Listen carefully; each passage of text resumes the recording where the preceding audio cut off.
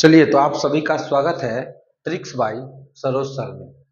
आज हम लोग इकोनॉमिक्स का वीडियो बनाने जा रहे हैं बिहार पुलिस को ध्यान में रखते हुए। बिहार पुलिस के एग्जाम में आज जो इकोनॉमिक्स का प्रश्न हम करवाने जा रहे हैं, इससे बाहर कुछ भी नहीं आने वाला है। यानी आप इतना कर लीजिए, इकोनॉमिक्स का हर सवाल आपको इतने से काम चल जाएगा, आपको कहीं से कोई दिक्कत नहीं आएगा, है ना। तो अभी हम लोग क्या करने जा रहे हैं, चूंकि आज 5-6 तारीख हो चुका है और आपके एग्जाम 16 तारीख से स्टार्ट है। तो ऐसा कहा जाता है कि लास्ट टाइम में जो मेहनत होता है ना, वही रंग लाता है। जो बच्चे सालों भर से मेहनत कर रहे हैं, वो काम आज आने वाला नहीं है। साल भर से पढ़े हैं, मेहनत किए हैं, लेकिन आखिरी के समय में अगर वो रिवीजन नहीं करके जाएंगे तो उसको कोई फायदा नहीं होगा और आता हुआ प्रश्न को वो गलती कर जाएंगे। लेकिन जो बच्चे साल भर मेहनत नहीं किए हैं, तो ये आखिरी के क्लास को देखकर रिवीजन कर कर ध्यान से पढ़कर हो सकता है तो एग्जाम को क्रैक कर जाए। तो ये जो आखिरी वक्त होता है ना, वो बहुत ही महत्वपूर्ण वक्त होता है। तो आपके इस महत्वपूर्ण वक्त में आपको साथ देने के लिए हम आ चुके हैं और आपको अब कुछ नहीं करना है। आपने जितना पढ़ा है उसको अब साइड कर दीजिए। आज से हर दिन 16 तारीख से पहले तक वीडियो आने वाला है सब्जेक्ट वाइज सब्जेक्ट का। जैसे आज इकोनॉमिक्स का वीडियो आ रहा है, इसके बाद बिहार स्पेशल का वीडियो आएगा, उसके बाद इतिहास का वीडियो आएगा, उसके बाद ज्योग्राफी का आएगा, उसके बाद पॉलिटी का आएगा, उसके बाद स्टैटिक जीके आएगा और करंट अफेयर आएगा। तो आप कितना टॉपिक हो गया, आप ध्यान में रखिए। एक हिस्ट्री का वीडियो आएगा जिसमें हम तीनों चीज कवर करेंगे, प्राचीन, मध्यकालीन, आधुनिक। ये प्रॉपर हिस्ट्री का वीडियो होगा एक, जिसमें प्राचीन भी होगा, मध्यकालीन भी होगा और आधुनिक भी होगा। दूसरा वीडियो आएगा ज्योग्राफी का, जिसमें भारत का भूगोल भी होगा और विश्व का भूगोल भी होगा। उसके बाद पॉलिटी होगा, तो पॉलिटी में संपूर्ण पॉलिटी करवाएंगे, चाहे वो संविधान का गठन हो, चाहे अनुसूची हो, अनुच्छेद हो, या और पॉलिटी का जितना भी प्रश्न बनता है वो करवाएंगे। उसके बाद इकोनॉमिक्स का तो वीडियो आज बनाने ही जा रहे हैं अभी, है ना। उसके बाद स्टैटिक जीके, उसके बाद करंट अफेयर। ये चीज इतना तो हम करवा देंगे। एक आपका हिंदी का वीडियो आएगा, एक हिंदी का वीडियो आएगा, ठीक है। एक कोशिश करेंगे कि साइंस का भी वीडियो एक और लेके आ जाए, साइंस का वीडियो। तो 1 2 3 4 5 6 7 8, तो याद रखिएगा अभी से 8 को वीडियो आएगा। अभी से 8 को वीडियो आपका आने वाला है। और आज रविवार है, जब हम वीडियो बना रहे हैं तो आज रविवार है और आज मुहर्रम का दिन है ना। तो इसी शुभ अवसर पे आज डेट देख लेते हैं हम, कितना तारीख है, 6 तारीख है। तो आज 6 तारीख को 3 वीडियो आएगा। कितना वीडियो? 3 वीडियो आएगा आज। आज कितना वीडियो आएगा? 3 वीडियो अपलोड करेंगे हम आज रविवार के दिन। तो अभी इकोनॉमिक्स का वीडियो अपलोड करेंगे, एक बिहार स्पेशल का वीडियो अपलोड करेंगे, एक बिहार स्पेशल का वीडियो अपलोड करेंगे, हो सकता है तो एक हिंदी का वीडियो अपलोड कर दे। तो बिहार स्पेशल, हिंदी और इकोनॉमिक्स आज कंप्लीट हो जाएगा आपका। इकोनॉमिक्स, बिहार स्पेशल, हिंदी, ये 3 चीज का वीडियो आ जाएगा आपका, तो ध्यान में रखिएगा। और कल ज्योग्राफी, पॉलिटी, करंट, ये सब आपका 16 तारीख से पहले कंप्लीट करके हम आपको देने वाले हैं। इसको आप देख लीजिएगा। आपके एग्जाम में कहीं से रिजल्ट रुकने वाला नहीं है, आपके एग्जाम में हूबहू सवाल आपका छपने वाला है। तो चलिए बिना देरी के करते क्लास को स्टार्ट। वो पानी खराब है, पानी खराब है, फेंको, ठीक है। तो हम स्टार्ट करते हैं। इकोनॉमिक्स आप लोग हेडिंग बना लीजिए। अभी से मेरा बात मान के 20 रुपये वाला कॉपी खरीद लीजिए आप। कितना रुपये वाला? 20 रुपये वाला कॉपी खरीद लीजिए। और आज से 16 तारीख के बीच में जितना भी वीडियो आएगा वो सारे वीडियो को आप उसी 20 रुपये वाला कॉपी में आप नोट कर लीजिएगा और उसी को बार बार रिवाइज करके आपको चला जाना है एग्जाम में, है ना।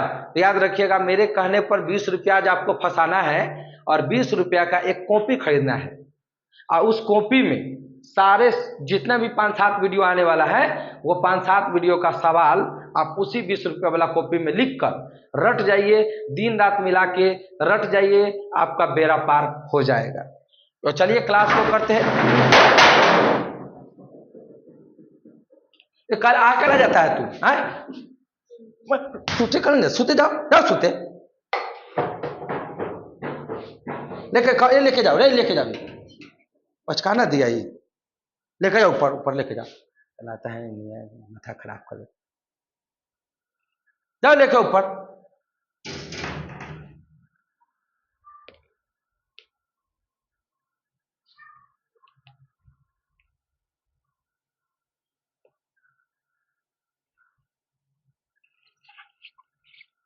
चलिए तो क्लास को करते हैं स्टार्ट। देखिएगा, पहला प्रश्न है योजना आयोग से। पहला प्रश्न क्या है, योजना आयोग से। ये कंप्लीट वीडियो मिलेगा एक सब्जेक्ट का।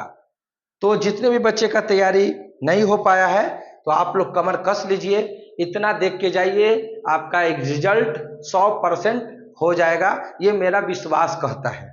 ठीक है, तो लिखिएगा योजना आयोग, हेडिंग बनाइएगा योजना आयोग। पहला प्रश्न योजना आयोग, हेडिंग बनाइए योजना आयोग। देखिएगा, इसकी स्थापना 15 मार्च 1950 को हुआ था। तो योजना आयोग का स्थापना कब हुआ था? 15 मार्च 1950 को हुआ था। और किस समिति के सिफारिश पर? तक केसी नियोगी के सिफारिश पर, केसी नियोगी की अध्यक्षता में हुआ था। केसी नियोगी, क्या लिखा हुआ है? केसी नियोगी, केसी नियोगी, केसी नियोगी की अध्यक्षता में, केसी नियोगी की अध्यक्षता में ये योजना आयोग का स्थापना किया गया था। योजना आयोग का स्थापना किसके अध्यक्षता में किया गया था? तो वो हो गया केसी नियोगी की अध्यक्षता में किया गया था। आपसे परीक्षा में सवाल पूछेगा कि इस योजना आयोग का अध्यक्ष पहली बार कौन बना था? तो आपको मालूम है कि योजना आयोग का अध्यक्ष प्रधानमंत्री होते हैं। कौन होते हैं? योजना आयोग का जो अध्यक्ष होता है वो कौन होता है? प्राइम मिनिस्टर होता है, पीएम होता है। तो पहला प्राइम मिनिस्टर कौन है? जवाहरलाल नेहरू। तो जवाहरलाल नेहरू इसके क्या थे? पहले अध्यक्ष थे। तो योजना आयोग का पहला अध्यक्ष कौन? जवाहरलाल नेहरू। लेकिन आपसे सवाल पूछेगा कि योजना आयोग का पहला उपाध्यक्ष कौन था? पहला उपाध्यक्ष, पहला उपाध्यक्ष कौन था? तो उसका नाम था गुलजारी लाल नंदा, गुलजारी लाल नंदा। तो हेडिंग लिख लीजिएगा कि योजना आयोग का स्थापना 15 मार्च 1950 को हुआ था। केसी नियोगी की अध्यक्षता में हुआ था। अध्यक्ष पहली बार कौन बने थे? तो जवाहरलाल नेहरू बने थे। और पहली बार उपाध्यक्ष कौन बने थे? तो गुलजारी लाल नंदा बने थे। तो ये बात आपको ध्यान में रखना है। लेकिन कोई पूछेगा कि योजना आयोग का पहला उपाध्यक्ष गुलजारी लाल नंदा थे और अंतिम उपाध्यक्ष कौन थे? अंतिम अध्यक्ष की बात करेगा, अंतिम अध्यक्ष की बात करेगा तो नरेंद्र मोदी हो जाएंगे। अंतिम अध्यक्ष की बात करेगा तो कौन हो जाएगा? अंतिम अध्यक्ष की बात करेगा तो नरेंद्र मोदी हो जाएंगे। क्या हो जाएंगे? नरेंद्र मोदी हो जाएंगे। क्यों? क्योंकि नरेंद्र मोदी अपने ही रीजन में योजना आयोग को बंद कर दिए, तो अंतिम यही थे। लेकिन बोलेगा अंतिम उपाध्यक्ष बताइए, अंतिम उपाध्यक्ष कौन था? जब योजना आयोग खत्म हुआ तो अंतिम उपाध्यक्ष कौन था? तो उसका नाम था मोंटेक सिंह। मोंटेक, देखिएगा मोंटेक सिंह अहुलवालिया, अहुलवालिया। क्या लिखिएगा? मोंटेक सिंह अहुलवालिया। अंतिम उपाध्यक्ष कौन थे? तो मोंटेक सिंह अहुलवालिया, अहुलवालिया। तो योजना आयोग का स्थापना 15 मार्च 1950 को केसी नियोगी की अध्यक्षता में। अध्यक्ष कौन थे? तो जवाहरलाल नेहरू। उपाध्यक्ष कौन थे? पहला तो गुलजारीलाल नंदा। योजना आयोग का अंतिम अध्यक्ष कौन था? तो नरेंद्र मोदी। योजना आयोग का अंतिम उपाध्यक्ष कौन था? तो मोंटेक सिंह अहुलवालिया। अहुलवालिया। चलिए आगे लिखिएगा, इतना उतार लीजिए आप।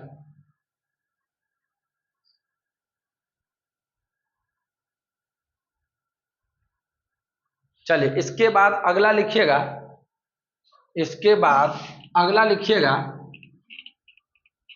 नीति आयोग। इसके बाद लिखिएगा नीति आयोग। इसके बाद लिखिएगा नीति आयोग। तो नीति आयोग की जो स्थापना हुआ है वह योजना आयोग के स्थान पे हुआ है। तो इसका स्थापना 1 जनवरी 2015 को किया गया। नीति आयोग का स्थापना। नीति आयोग का पहला अध्यक्ष कौन था? पहला अध्यक्ष कौन था? तो पहला अध्यक्ष नरेंद्र मोदी। पहला अध्यक्ष कौन? नरेंद्र मोदी। पहला उपाध्यक्ष कौन? पहला उपाध्यक्ष कौन है? नीति आयोग का पहला उपाध्यक्ष कौन है? देखिएगा, नीति आयोग का पहला उपाध्यक्ष कौन है? नीति आयोग का पहला उपाध्यक्ष कौन है? तो अरविंद पनगरिया। अरविंद पनगरिया हो जाएंगे। अरविंद पनगरिया। तो नीति आयोग का पहला उपाध्यक्ष कौन थे? तो अरविंद पनगरिया। फिर बोलेगा नीति आयोग का पहली महिला अध्यक्ष कौन था? पहली महिला अध्यक्ष। पहली महिला अध्यक्ष कौन था? तो माधवीपुरी बुच। माधवीपुरी बुच। माधवीपुरी बुच थे। लेकिन बोलेगा कि नीति आयोग का पहली सीईओ कौन था? पहला सीईओ कौन था? सीईओ तो उसका नाम है BVR सुब्रमण्यम। सुब्रमण्यम। सुब्रमण्यम देखिएगा, सुब्रमण्यम। अभी वर्तमान में भी सीईओ यही है, BVR सुब्रमण्यम। तो लिखिएगा नीति आयोग स्थापना 1 जनवरी 2015 को। पहला अध्यक्ष नरेंद्र मोदी। पहला उपाध्यक्ष अरविंद पनगरिया। पहली महिला अध्यक्ष माधवीपुरी बुच और पहली CEO BVR Subramaniam. BVR Subramaniam.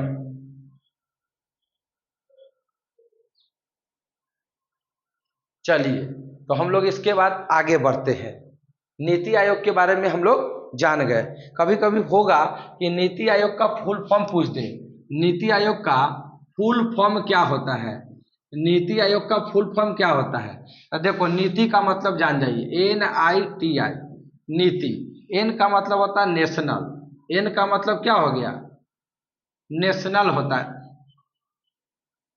NATIONA national. I का मतलब क्या होता है? इंस्टीट्यूट। इंस्टीट्यूट। इंस्टीट्यूट। और T मतलब क्या होता है? ट्रांसफॉर्मिंग। ट्रांसफॉर्मिंग। I का मतलब क्या होता है? तो इंडिया। तो नेशनल इंस्टीट्यूट ट्रांसफॉर्मिंग इंडिया होता है। नेशनल इंस्टीट्यूट ट्रांसफॉर्मिंग इंडिया होता है इसका फुल फॉर्म। चलिए तो आगे बढ़ते हैं अगले प्रश्न के तरफ। लिखिएगा, गरीबी हटाओ का नारा कौन से पंचवर्षीय योजना में दिया गया था? गरीबी हटाओ का नारा। गरीबी हटाओ का नारा 5वीं पंचवर्षीय योजना में दिया गया था। गरीबी हटाओ। गरीबी हटाओ का जो नारा है, गरीबी हटाओ का नारा 5वीं 5 ईयर प्लान। 5वीं पंचवर्षीय योजना। 5वीं पंचवर्षीय योजना। 5वीं पंचवर्षीय योजना। तो गरीबी हटाओ का नारा 5वीं पंचवर्षीय योजना के में दिया गया था इंदिरा गांधी जी के द्वारा। तो गरीबी हटाओ का नारा कौन दिए थे? तो वो दिए थे इंदिरा गांधी। कौन दिए थे? इंदिरा गांधी, क्योंकि इंदिरा गांधी उस टाइम कौन क्या थे? पीएम थे इंदिरा गांधी। गरीबी हटाओ का नारा, गरीबी हटाओ का नारा कब दिए थे? तो 24 जनवरी 1971 को, नोट कर लीजिए, 24 जनवरी 1971 को गरीबी हटाओ का नारा दिया गया था। तो ये भी बात आपको ध्यान में रखना है। चलिए आगे बढ़ते हैं। लिखिएगा, एसबीआई की स्थापना कब किया गया था? एसबीआई, जो एसबीआई बैंक है उसकी स्थापना, तो एसबीआई बैंक का स्थापना 1 जुलाई 1955 को किया गया था। और किस समिति के सिफारिश पर? तो समिति का नाम है गोरेवाला समिति। गोरेवाला समिति, लिख लीजिएगा, गोरेवाला समिति। गोरेवाला समिति, गोडवाला समिति, गोरेवाला समिति के सिफारिश पर एसबीआई बैंक का स्थापना किया गया था।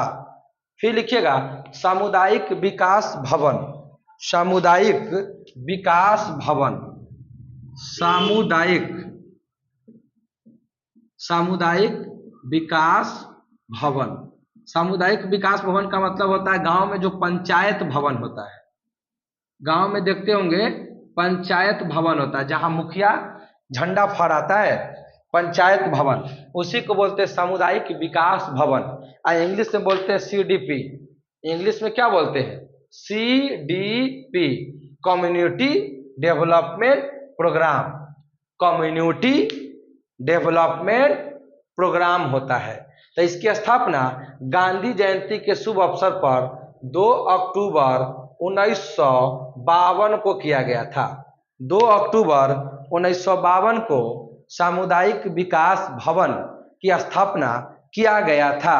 सामुदायिक विकास भवन की स्थापना किया गया था, ये सोचकर कि वहां पे गांव के हर लोग बैठेंगे, आपस में चर्चा करेंगे और फिर क्या होगा? गांव का विकास करेंगे, पंचायत का विकास करेंगे। लेकिन आज के टाइम में ये केवल भवन है, इस भवन का कोई भी उपयोग नहीं किया जा रहा है। आगे बढ़ते हैं। फिर आपसे पूछा जाएगा कि भारत में पहली बार कौन सी बैंक की स्थापना किया गया था? इस भारत में सबसे पहले कौन सा बैंक का स्थापना किया गया था? भारत में सबसे पहला जो बैंक है वो बैंक ऑफ हिंदुस्तान है। Bank of Hindustan, bank of Hindustan है, जो 1770 ईस्वी में बनाया गया था, जो भारत का पहला बैंक है। 1770 में बनाया गया था बैंक ऑफ हिंदुस्तान। तो बैंक ऑफ हिंदुस्तान कब बना? तो 1770 में बना। कब बना? 1770 में बना, याद रखिएगा। चलिए अगला प्रश्न है कि बैंकों का पहली बार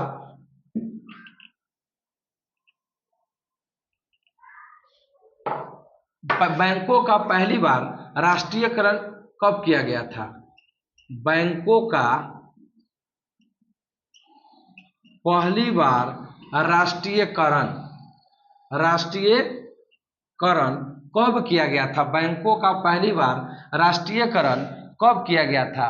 तो इंदिरा गांधी की सरकार था, इंदिरा गांधी का सरकार था, इंदिरा गांधी पीएम थे, है ना।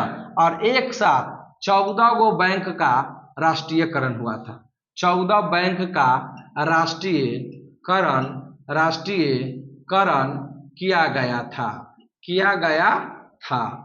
तो कोई पूछेगा कि बैंकों का राष्ट्रीयकरण पहली बार कब किया गया था, तो बोल दीजिएगा 1969। बैंकों का पहली बार राष्ट्रीयकरण कब किया गया? तो 1969 में। कितना बैंक को? तो 14 गो बैंक का एक साथ नेशनलाइजेशन किया गया था, मान्यता मिला था, राष्ट्रीयकरण किया गया था। एक साथ, याद रखिएगा। डेट भी अगर पूछ दे तो 19 जुलाई कर लीजिएगा, 19 जुलाई, 19 जुलाई 1969, 19 जुलाई 1969 को बैंकों का पहली बार राष्ट्रीयकरण किया गया था। उसके बाद फिर दूसरी बार भी राष्ट्रीयकरण किया गया, लेकिन 6 गो बैंकों का किया गया। लिखिएगा दूसरी बार, ये तो पहली बार कितने बैंकों का, तो पहली बार 14 बैंकों का, पहली बार कितने बैंकों का, 14 बैंकों का, लेकिन दूसरी बार कितने बैंकों का, तो 6 बैंकों का राष्ट्रीयकरण किया गया, राष्ट्रीयकरण किया गया। और ये किया गया 1980 में, 1980 में किया गया। तो 6 बैंकों का एक साथ राष्ट्रीयकरण किया गया, 6 बैंकों का एक साथ राष्ट्रीयकरण किया गया, 6 बैंकों का एक साथ राष्ट्रीयकरण किया गया। पहली बार 14 बैंक और दूसरी बार 6 बैंकों का राष्ट्रीयकरण किया गया, याद रखिएगा। आगे देखिएगा, अभी वर्तमान में सार्वजनिक क्षेत्र के बैंक कितने हैं, यानी प्राइवेट यानी सरकारी बैंक कै गो है वर्तमान में, तो 12 गो बैंक है। देखिएगा अभी वर्तमान में, अभी वर्तमान में 12 गो बैंक सरकारी बैंक है, सरकारी बैंक है। अभी वर्तमान में कै गो बैंक सरकारी बैंक है, 12 गो, 12 गो बैंक सरकारी बैंक है अभी वर्तमान में।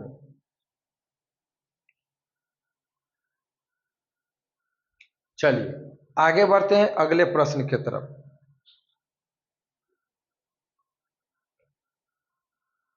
लिखिएगा करेंसी नोट कौन जारी करता है, करेंसी जो नोट है वो कौन जारी करता है, करेंसी नोट।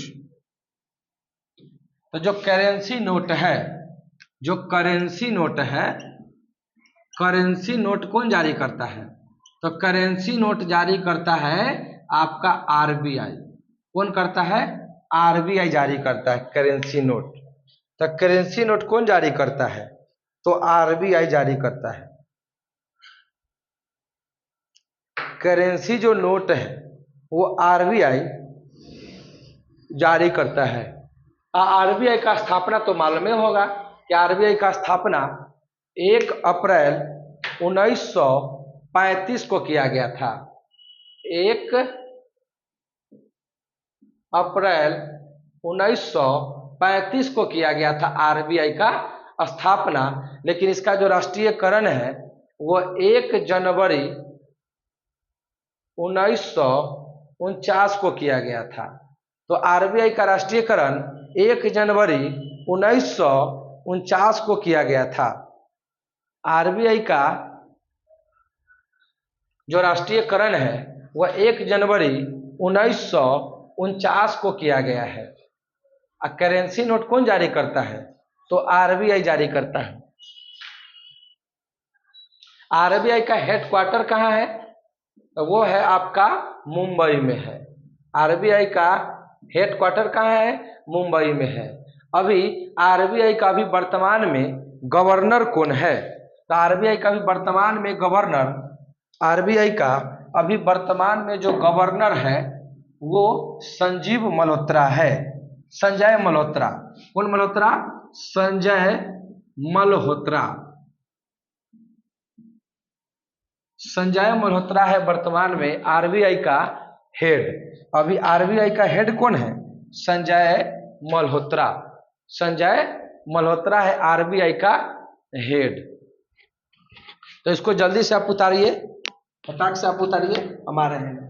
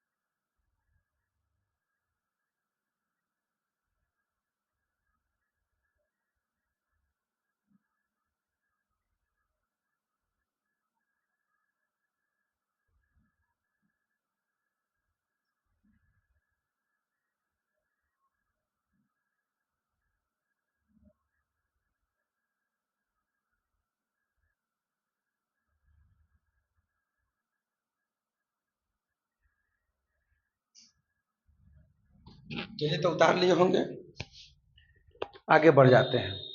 आरबीआई हो गया। और आरबीआई का कभी कभी पूछता है कि किस समिति के सिफारिश पर आरबीआई का गठन किया गया था, तो वो था young Hilton committee, young Hilton आयोग। आयोग कहो या समिति कहो या कमेटी कहो, जो कहो। संजय मल्होत्रा, संजय मल्होत्रा अभी वर्तमान में आरबीआई का हेड है। लेकिन परीक्षा में पूछता है कि आरबीआई का पहला भारतीय अध्यक्ष मतलब हेड कौन बना था, आरबीआई का पहला पहला हेड कौन बना था। तो पहला पहला आरबीआई का हेड बोलेगा ना।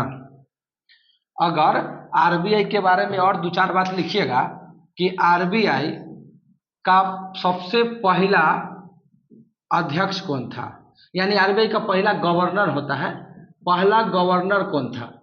तो पहला गवर्नर का नाम है ओसबॉर्न, ओस ऑसबॉर्न।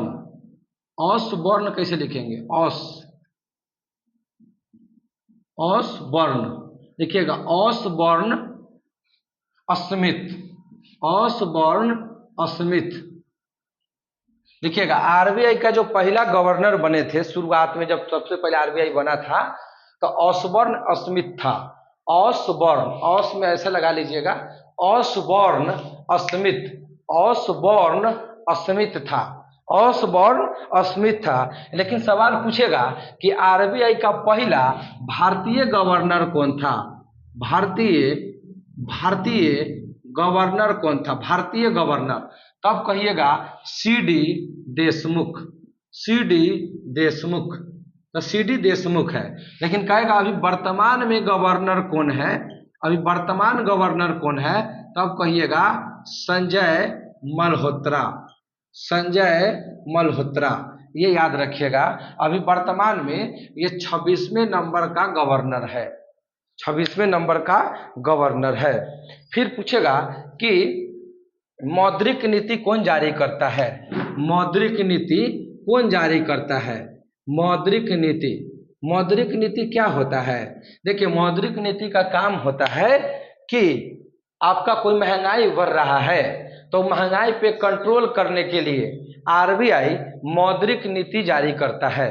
तो मौद्रिक नीति कौन जारी करता है, तो आरबीआई जारी करता है। कौन जारी करता है, आरबीआई। किस लिए जारी करता है मौद्रिक नीति, महंगाई को कंट्रोल करने के लिए, महंगाई को कंट्रोल करने के लिए क्या जारी किया जाता है, तो वो जारी किया जाता है मौद्रिक नीति जारी किया जाता है, मौद्रिक नीति जारी किया जाता है। लेकिन इसे बोलेगा कि राजकोषीय नीति कौन जारी करता है, ये तो मौद्रिक नीति आरबीआई जारी करता है। लेकिन बोलेगा राजकोषीय नीति कौन जारी करता है, राजकोषीय नीति, राजकोषीय नीति कौन जारी करता है, तो अब कहिएगा वित्त मंत्रालय। कौन मंत्रालय, वित्त मंत्रालय जारी करता है। तो अलग अलग क्वेश्चन है, ध्यान रखिएगा कि मौद्रिक नीति कौन जारी करता है, तो आरबीआई। लेकिन राजकोषीय नीति कौन जारी करता है, तो अब वित्त मंत्रालय। कौन मंत्रालय, वित्त मंत्रालय। और यही वित्त मंत्रालय है जो 1 रुपया के नोट और किसी भी प्रकार के सिक्के जारी करते हैं। तो 1 रुपये के नोट पर किसका हस्ताक्षर होता है, 1 रुपये के नोट पर, यहां लिखे 1 रुपये के नोट पर वित्त सचिव का हस्ताक्षर होता है, वित्त सचिव का हस्ताक्षर होता है। 1 रुपये के नोट और किसी भी प्रकार के सिक्का, उस पर किसका हस्ताक्षर होगा, तो वित्त सचिव का हस्ताक्षर होगा।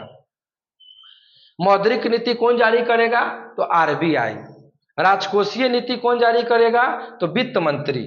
और 1 रुपये के नोट कौन हस्ताक्षर करता है, तो वित्त सचिव। अभी वर्तमान में आरबीआई का गवर्नर कौन है, संजय मल्होत्रा। कैवें नंबर का, 26वें नंबर का। फिर बोलेगा आरबीआई का पहला गवर्नर ऑसबॉर्न स्मिथ, आरबीआई का पहला भारतीय गवर्नर तो C D Deshmukh, C D Deshmukh. तो आरबीआई के बारे में आपको इतना ध्यान में रखना है। चलिए आगे बढ़ते हैं, आगे बढ़ते हैं, बता रहे हैं इसको हम।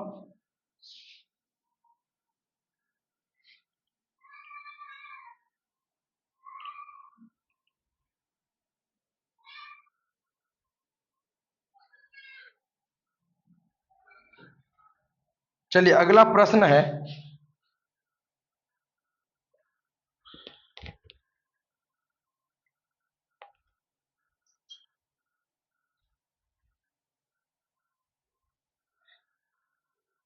लिखिएगा पहली बार जनगणना कब हुआ था। पहली बार जनगणना कब हुआ था? तो पहली बार जो जनगणना हुआ था आपका, पहली बार क्या हुआ था? जनगणना। तो हुआ था 1872 में। किसके समय में? तो लॉर्ड मेयो उस समय गवर्नर था। तो लॉर्ड मेयो के काल में पहली बार जनगणना हुआ था। लेकिन दशकीय जनगणना कब हुआ था? तो दशकीय आधार पर जो जनगणना हुआ था, आधार पर जो जनगणना हुआ था वो आपका हुआ था 1881 लॉर्ड रिपन के काल में। लॉर्ड रिपन के काल में। तो दशकीय आधार पर जनगणना कब हुआ था? तो लॉर्ड रिपन के काल में। पहले बताइएगा, ये जो जनगणना है, ये जो जनगणना है, तो ये जनगणना के पिता कौन है? जनगणना के पिता कौन है? जनगणना के पिता कौन है? तो जनगणना के जो पिता है ये हेनरी तालचर है। Henry Walter, Henry Walter. देखिएगा हेनरी वाल्टर, हेनरी वाल्टर है, नोट करिए। जनगणना के जो पिता है वो हेनरी वाल्टर है। जनगणना के पिता कौन है? तो हेनरी वाल्टर है, हेनरी वाल्टर है। फिर पूछा जाएगा कि आजादी के बाद कौन सी जनगणना है? 2011 में जो जनगणना हुआ है तो वो आजादी के बाद कैवें नंबर के जनगणना है? 2011 का जो अंतिम जनगणना हुआ था, अंतिम जनगणना, अंतिम जनगणना हुआ था तो वो आजादी के बाद, आजादी के बाद कैवा है? तो 7वां। कुल मिला के कैवा है? तो 15वां।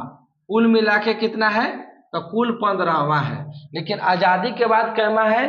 तो 7वां है।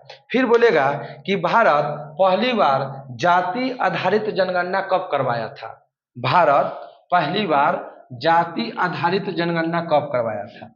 ये जो भारत है, भारत पहली बार जाति आधारित, जाति आधारित जनगणना कब करवाया था?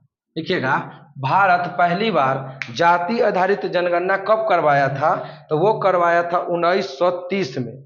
कब करवाया? सॉरी 1931 में। कब करवाया था? तो 1931 में। भारत पहली बार जाति आधारित जनगणना कब करवाया था? तो भारत पहली बार जाति आधारित जनगणना 1931 में करवाया था। उसके बाद बिहार पहला राज्य बन गया है भारत का जो जाति आधारित जनगणना करवाया है। तो अपना जो बिहार है, अपना जो बिहार है, अपना बिहार पहला राज्य बन गया है, पहला राज्य बन गया है जो जाति आधारित जनगणना करवाया है। पहला राज्य बन गया है जो जाति आधारित जनगणना करवाया है। बिहार पहला राज्य बन चुका है जो जाति आधारित जनगणना करवाने वाला राज्य है। आगे लिखिएगा नेक्स्ट क्वेश्चन कि बिहार का और भारत का लिंगा अनुपात कितना है? भारत और बिहार दोनों को आप लिख लीजिएगा कि भारत, यहाँ लिखिए भारत और यहाँ लिखिए बिहार। तो पूरे भारत में सबसे ज्यादा लिंगानुपात किसका है? तो वो हो जाएगा आपका, ये भारत में सबसे ज्यादा लिंगानुपात किसका है? तो केरल का। सबसे ज्यादा किसका? केरल का। और सबसे कम किसका? तो हरियाणा का। किसका? हरियाणा का। और सबसे ज्यादा लिंगानुपात कितना है? भारत का लिंगानुपात कितना है? तो 943। सुनिए ये हो गया। अब लिखिएगा भारत का लिंगानुपात कितना है? तो 943। भारत का लिंगानुपात कितना है? 943। अब बिहार में सबसे ज्यादा किसका है? तो वह है गोपालगंज। किसका? गोपालगंज। और सबसे कम किसका है? तो वह है मुंगेर। वह है मुंगेर का। और बिहार का लिंगानुपात कितना है? तो 918। 918 है बिहार का लिंगा अनुपात। देखिएगा बिहार का लिंगा अनुपात कितना है? तो बिहार का लिंगानुपात 918 है। बिहार का लिंगानुपात कितना? 918। अब पूरे भारत का लिंगानुपात कितना? तो 943। कितना? 943। लेकिन अगर बोलेगा कि भारत का शिशु लिंगानुपात कितना है, शिशु, क्या बोला है? शिशु लिंगानुपात। अगर शिशु की बात करें तो 919 है। भारत का शिशु लिंगानुपात कितना है? तो 919। 919 यानी छोटा बच्चा में लड़का लड़की का अंतर कितना है? 919। और बिहार का शिशु लिंगानुपात कितना है? बिहार का शिशु लिंगानुपात 935 है। कितना है? 935। तो बिहार का शिशु लिंगानुपात 935 और बिहार का भारत का शिशु लिंगानुपात 919 है। ये भी बात ध्यान में रखना है। बोलेगा कि बिहार की साक्षरता कितना है? तो 61.8% है बिहार की साक्षरता, 61.8%। लेकिन भारत की साक्षरता बोलेगा तो 74.4% है, 74.4%। 04 कर लीजिएगा, 74.04% भारत की साक्षरता है और बिहार का 61.8% है। और बिहार में जो पुरुष का साक्षरता है वो 71 दशमलव कुछ है, 71.2% है या क्या है देख लेना। और महिला का क्या है? तो 51% है। क्या है? 51.5% है महिला का। बिहार में महिला का 51% और पुरुष का 71% है। चलिए आगे बढ़ते हैं।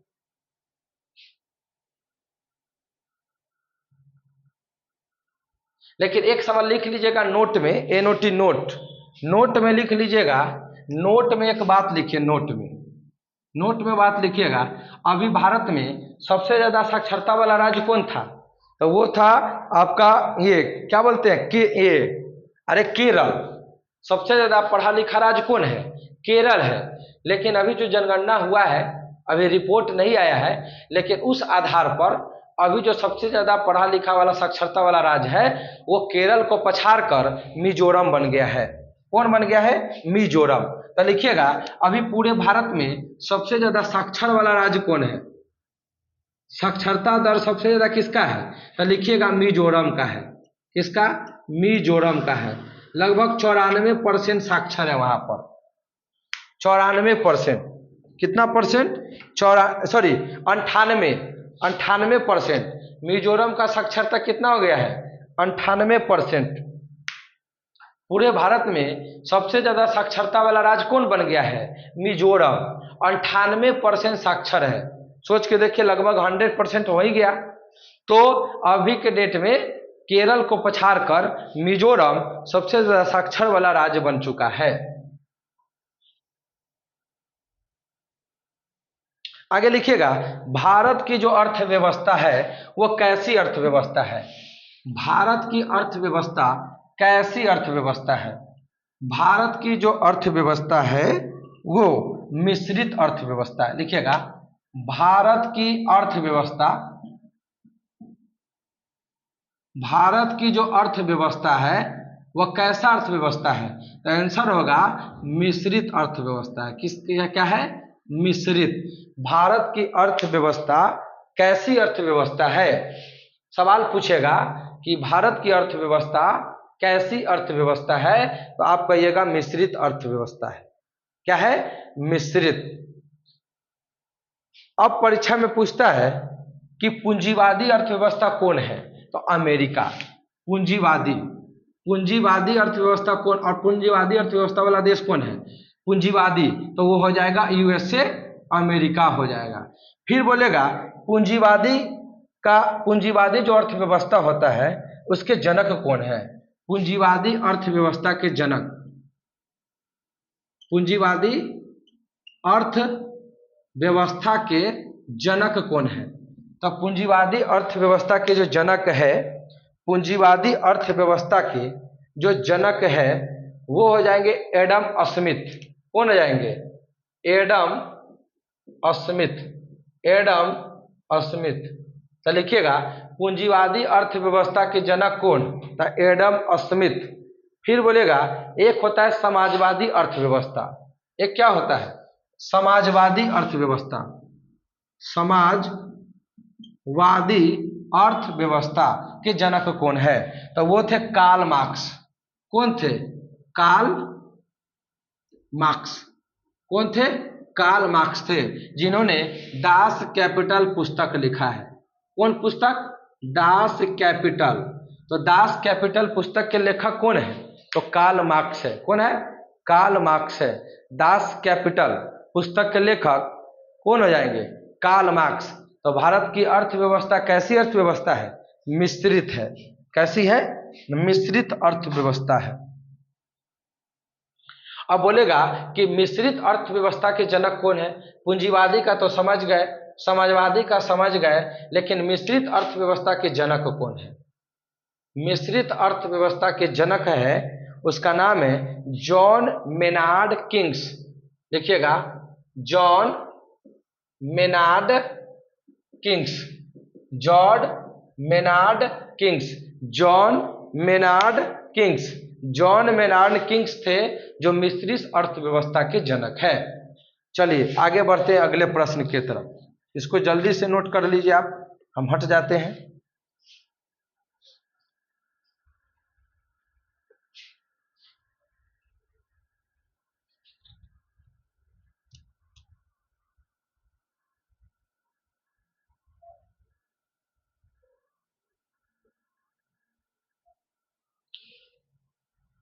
चलिए हटाते हैं इसको हम।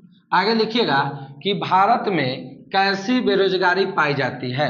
देखिएगा भारत में कैसी बेरोजगारी पाई जाती है।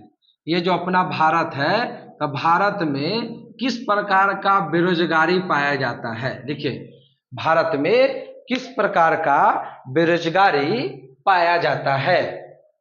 सवाल लिखिएगा कि भारत में किस प्रकार का बेरोजगारी पाया जाता है। तो उसका नाम है संरचनात्मक बेरोजगारी। संरचनात्मक, संरचनात्मक, संरचनात्मक, संरचनात्मक बेरोजगारी पाया जाता है भारत में। बेरोजगारी। तो भारत में किस प्रकार का बेरोजगारी पाया जाता है? तो संरचनात्मक बेरोजगारी पाया जाता है। एक शिक्षित बेरोजगारी पाया जाता है कि पढ़ लिखने के बाद भी रोजगार नहीं है, तो शिक्षित रोजगार, शिक्षित बेरोजगारी, शिक्षित बेरोजगारी, यानी आप पढ़ लिए हैं लेकिन आपको नौकरी नहीं है। संरचनात्मक बेरोजगारी का मतलब हुआ कि कभी रोजगार है और कभी रोजगार नहीं है, तो उसे बोलते हैं संरचनात्मक बेरोजगारी। कभी रोजगार माने कभी काम कर मिल रहा है, कभी काम नहीं मिल रहा है, तो उसे संरचनात्मक बेरोजगारी कहेंगे। शिक्षित बेरोजगारी मतलब पढ़ लिख लिए लेकिन रोजगार नहीं है, तो शिक्षित बेरोजगारी है भारत में। एक और बेरोजगारी है प्रसन्न बेरोजगारी। कौन बेरोजगारी? प्रसन्न। प्रसन्न बेरोजगारी भी भारत में पाया जाता है। कहिएगा प्रसन्न बेरोजगारी का मतलब कि काम एक लोगों का है और कर 4 लोग रहा है। परिवार के एक लोग से भी काम हो सकता है, लेकिन क्या होता है आप लोग 3-4 लोग लगे होते हैं। जैसे कृषि हो गया, तो खेती एक लोगों से भी हो सकता है, लेकिन यहाँ पे क्या होता है पूरे परिवार के लोग खेती में लगा रहता है, तो उसे बोलते हैं प्रसन्न बेरोजगारी। यानी कि काम एक आदमी से भी हो जाए लेकिन उसके जगह पे 4 लोग काम कर रहा है, उसे प्रसन्न बेरोजगारी कहेंगे। शिक्षित बेरोजगारी किसको कहेंगे? जो पढ़ा लिखा तो है लेकिन रोजगार नहीं है। संरचनात्मक बेरोजगारी किसको कहेंगे? कि कभी रोजगार है और कभी रोजगार नहीं है। तो ये हो जाएगा। चलिए आगे देखते हैं अगला प्रश्न। आगे लिखिएगा ये जो नरेगा है, जो अब मनरेगा बन गया है, जो रोजगार देता है ना। पहले क्या था? नरेगा। पहले क्या था? नरेगा था। पहले था नरेगा, पहले था नरेगा। नरेगा का फुल फॉर्म लिखिएगा। नरेगा का हिंदी में नाम लिखिए या फुल फॉर्म लिखिए, जैसा मन करे वैसा लिखिए। लिखिएगा राष्ट्रीय ग्रामीण रोजगार गारंटी अधिनियम। क्या बोलेंगे? राष्ट्रीय ग्रामीण नरेगा, नरेगा, राष्ट्रीय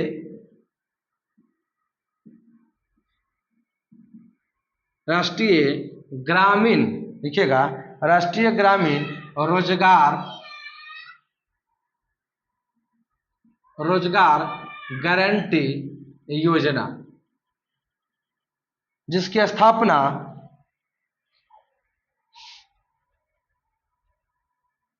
23 अगस्त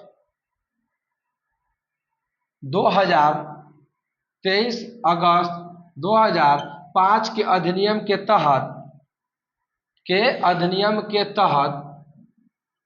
अधिनियम के तहत 2 फरवरी 2006 को लागू किया गया। देखिए, यानी कि अधिनियम था 23 अगस्त 2005 का, लेकिन लागू किया गया था 2 फरवरी 2006 को गांधी जयंती के शुभ अवसर पे। नरेगा, लेकिन अब नरेगा बन चुका है मनरेगा।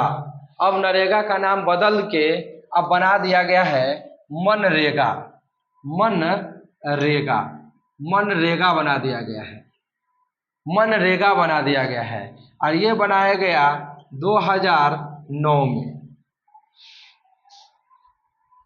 मनरेगा कब बना है? 2009 में। नरेगा बन गया मनरेगा 2009 में, याद कर लीजिएगा।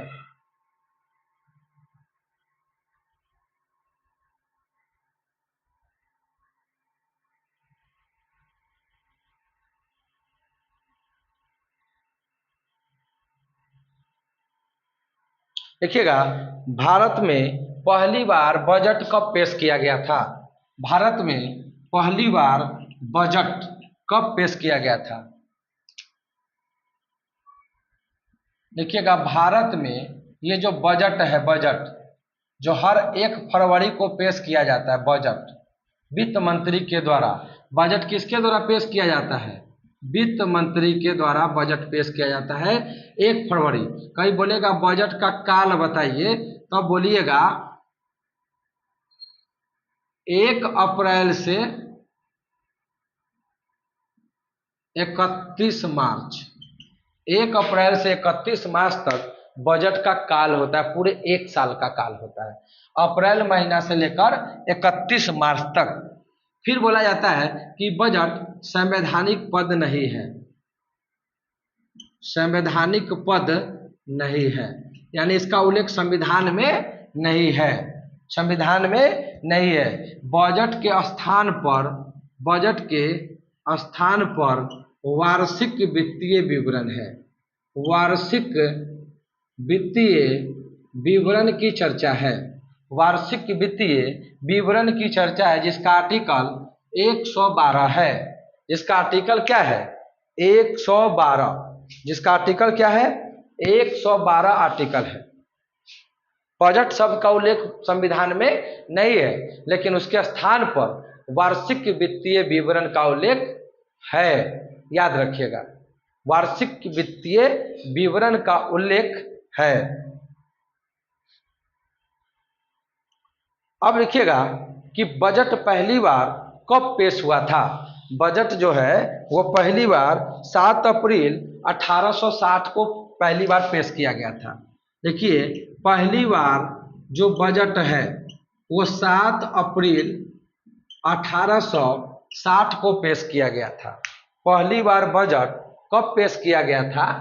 तो 7 अप्रैल 1860 को पेश किए थे पहली बार बजट। फिर बोलेगा कि स्वतंत्र भारत का पहला बजट कौन पेश किया था? स्वतंत्र भारत का पहला बजट कौन पेश किया था? देखिएगा, स्वतंत्र भारत का, स्वतंत्र भारत का पहला बजट वो R K. Shanmukham Chetty, R K. Shanmukham Chetty, R K. Shanmukham Chetty के द्वारा पेश किया गया था। आर के षणमुखम शेट्टी के द्वारा पेश किया गया था। स्वतंत्र भारत का जो पहला बजट था वो कौन पेश किए थे? तो आर के षणमुखम शेट्टी, आर के षणमुखम शेट्टी पेश किए थे। लेकिन कहेगा कि जो पहली बार बजट 7 अप्रैल 1860 को पेश किया गया था, तो पहली बार कौन पेश किए थे? तो James Wilson, James Wilson, James Wilson किए थे। तो पहली बार बजट कब पेश हुआ था? 7 अप्रैल 1860 को। कौन पेश किया था? तो जेम्स विल्सन। लेकिन जब भारत आजाद हो गया तो आजादी के बाद पहला बजट कौन पेश किए? आर के षणमुखम शेट्टी, आर के षणमुखम शेट्टी। लेकिन बोलेगा गणतंत्र भारत का, गणतंत्र भारत का पहला बजट कौन पेश किया? तो वो है जॉन मथाई, जॉन मथाई। तो जॉन मथाई थे जो गणतंत्र भारत का पहला बजट पेश किए थे। तो गणतंत्र भारत का पहला बजट जॉन मथाई और स्वतंत्र भारत का पहला बजट आर के षणमुखम शेट्टी। अब पहली बार बजट पेश किए थे James Wilson, James Wilson.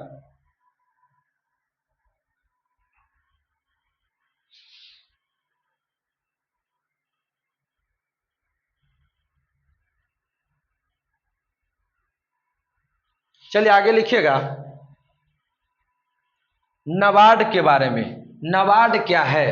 NABARD, तो नाबार्ड, पहले तो नाबार्ड क्या है? तो एक ग्रामीण बैंक है। नाबार्ड,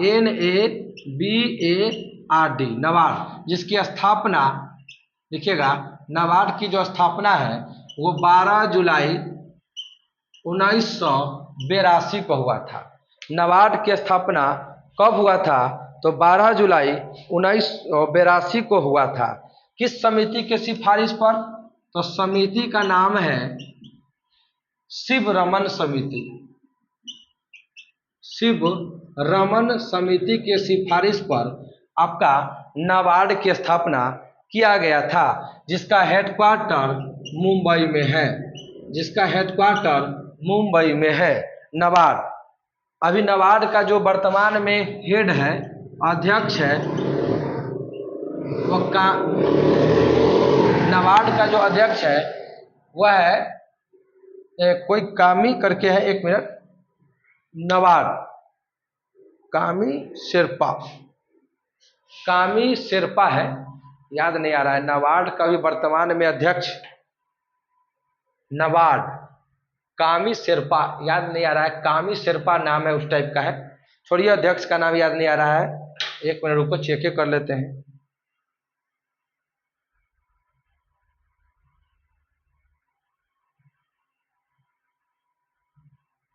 अभी नाबार्ड का हेड कौन है देख लेते हैं। कामी शेरपा करके होना चाहिए।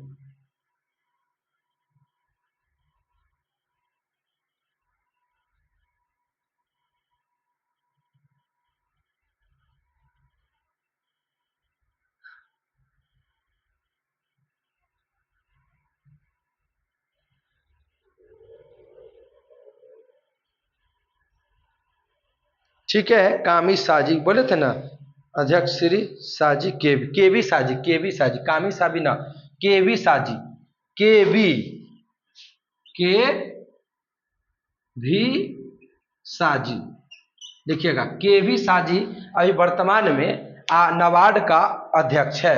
नाबार्ड क्या है ना, किसान लोगों को ऋण देता है, कर्जा देता है।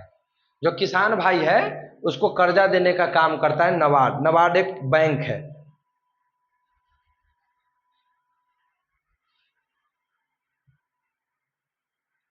चलिए इतना उतार लिए होंगे, आगे लिखिएगा, आगे लिखिएगा जनधन योजना, जनधन योजना।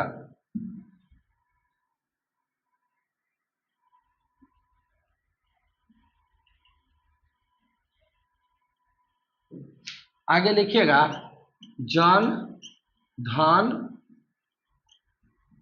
योजना। तो ये जनधन योजना आपका कब स्टार्ट हुआ था? तो 2014 को।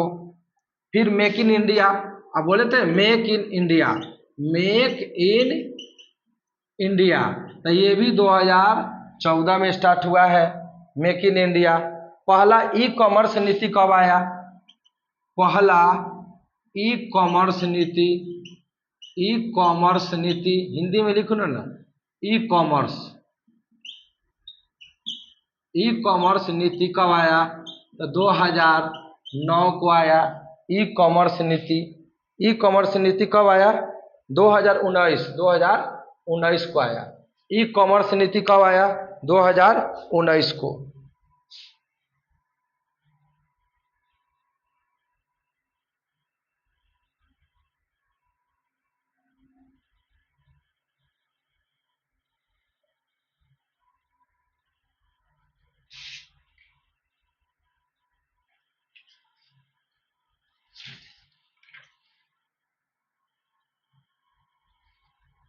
आगे लिखिएगा, उपभोक्ता संरक्षण अधिनियम कब आया? उपभोक्ता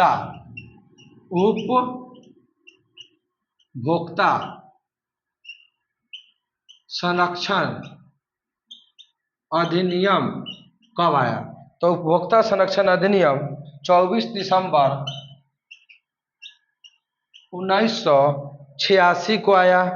फिर बीमा क्षेत्र नियंत्रण कब आया? बीमा क्षेत्र, बीमा मतलब पॉलिसी इंश्योरेंस, बीमा क्षेत्र नियंत्रित अधिनियम कब आया? कि बीमा क्षेत्र पर जो नियंत्रित करना है उसके लिए अधिनियम कब आया? तो ये आया आपका, बीमा क्षेत्र पे पहले नियंत्रित करने के लिए एक संस्था बना था जिसका नाम, देखो बीमा क्षेत्र पर कंट्रोल करने के लिए एक संस्था बना था जिसका नाम है IBRD, जो आया था 1999 में। तो कोई बोलेगा कि बीमा क्षेत्र पर नियंत्रित कौन करता है? तो IBRD करता है। बीमा क्षेत्र पर नियंत्रित कौन करता है? तो IBRD, जिसकी स्थापना 1999 को हुआ था। IBRD की स्थापना 1999 को हुआ था। IBRD का काम है कि बीमा क्षेत्र पे क्या करना? कंट्रोल करना। चलिए, उसी प्रकार शेयर मार्केट पे कंट्रोल कौन करता है? शेयर मार्केट पर कंट्रोल कौन करता है? ये जो शेयर मार्केट है, ये जो शेयर मार्केट है, शेयर मार्केट उस पर उसको करता है सेबी। सेबी कंट्रोल करता है, security exchange board of India. Share market को कंट्रोल कौन करता है? तो सेबी करता है। शेयर मार्केट को कंट्रोल कौन करता है? तो वो करता है आपका सेबी।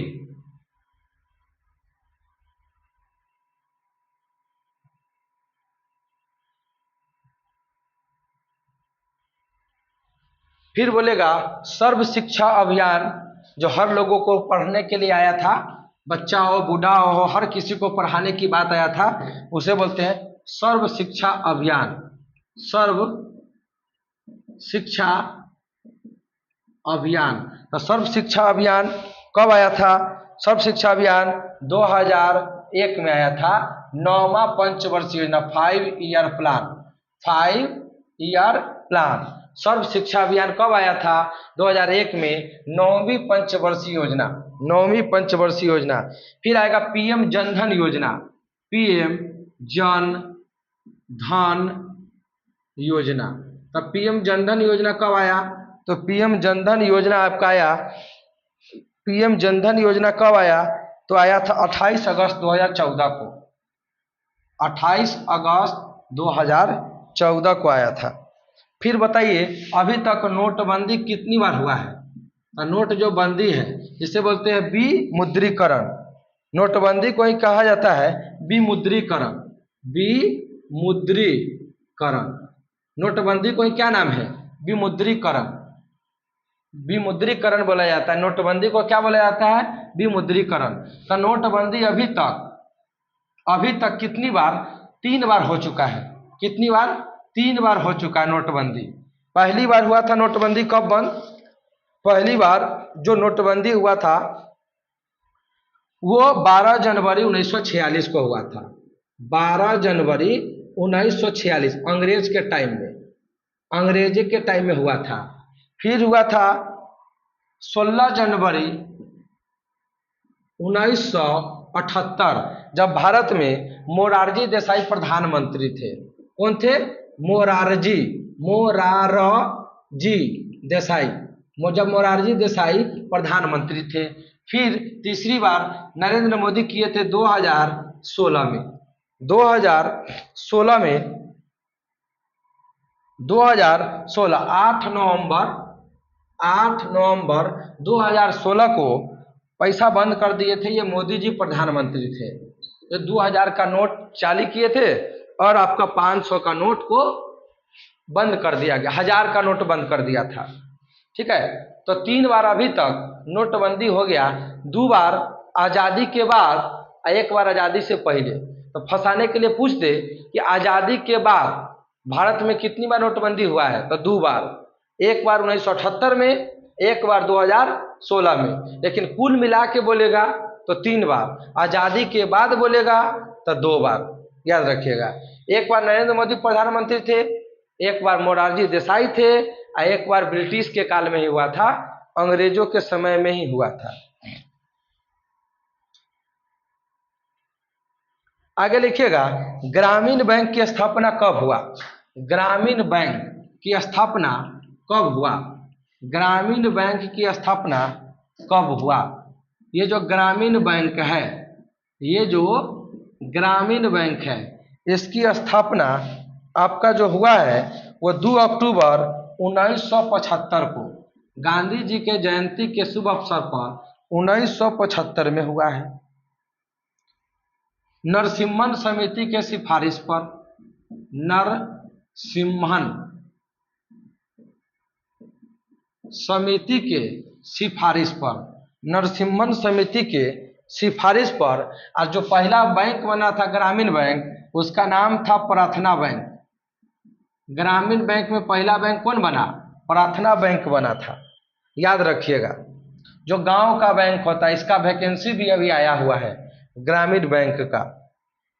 अभी गोवा और सिक्किम में ये बैंक नहीं है। गोवा और सिक्किम, ये 2 जगह ये बैंक अवेलेबल नहीं है। आगे लिखिए,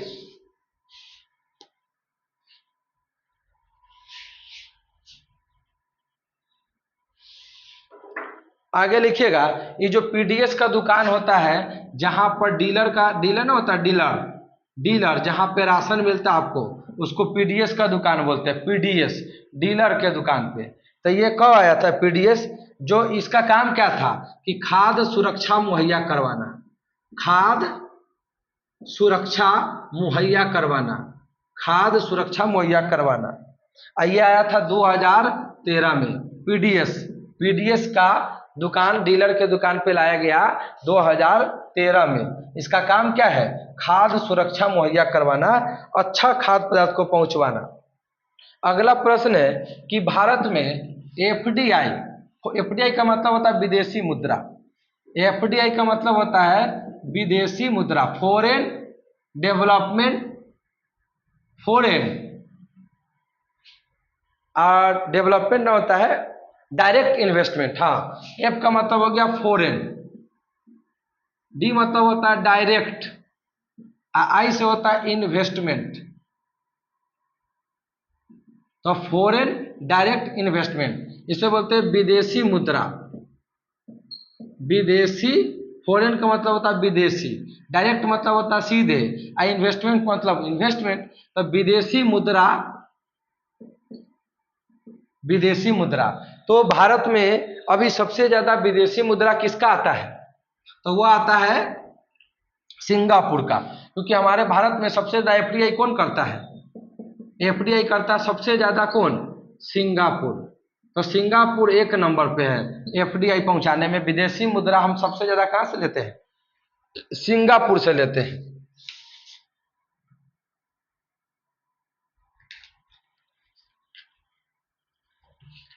तो रहने देते हैं, एक वीडियो और लेके आ जाएंगे बिहार स्पेशल का, और एक हिंदी का वीडियो लेके आ जाएंगे आज। ठीक है, तो इतना रिवीजन कर लीजिए, बाकी हम लोग मिलते हैं नेक्स्ट की वीडियो में कल।